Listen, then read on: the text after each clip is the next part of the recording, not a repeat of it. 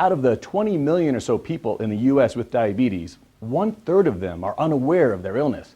And the fluid in the retina that Dr. Adams is talking about is a very common finding and can cause vision loss. Patient care is about caring for the patient and individualizing treatment. I listen to my patients, carefully examine their eyes, and apply the latest science and medical literature. And so at my practice, we offer advanced laser treatment called micropulse laser therapy. With standard laser technology, a continuous laser beam is delivered to the retina, which builds up heat that may cause damage. Micropulse technology chops that laser beam into trains of repetitive on and off pulses, so the tissue has time to cool between the pulses. For patients with diabetes, the body can't control sugar levels, so eating anything even so slightly sweet results in excess sugar swimming in the bloodstream. So what happens when there's too much sugar in the bloodstream? Well, it damages the walls of the blood vessels, and over years those damaged blood vessels start to leak.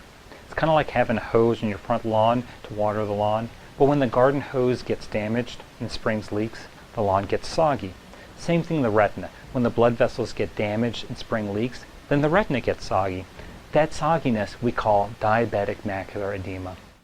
Dr. Adams has applied micropulse laser therapy for the treatment of diabetic macular edema. The goal of the laser is to seal up the leaking spots in the garden hose, in this case the blood vessels. A hot laser will seal the spots but burn the lawn around the garden hose as it seals the spots. The micropulse laser doesn't burn, so it doesn't damage the lawn around the garden hose. This is important because it doesn't damage the retina. By not damaging the retina, we can seal even smaller leaks and do it more often to clear up the leakage. It's really impressive technology. Now, we'll learn about macular degeneration, a very common condition. It is found in about 1/3 of retirees, and doctors see signs of it in younger patients as well. In macular degeneration, the aging process causes debris to start accumulating behind the retina. Sometimes this debris can become brittle and crack.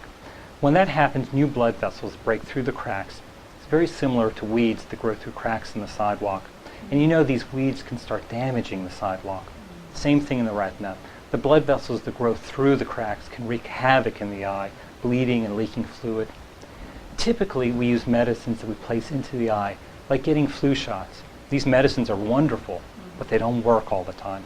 Micropulse laser technology allows us to target the stalk of the bleeding blood vessels with little or no damage to the surrounding retina. It enables us to go places we weren't able to go before. It's really impressive technology that has helped many patients with macular degeneration.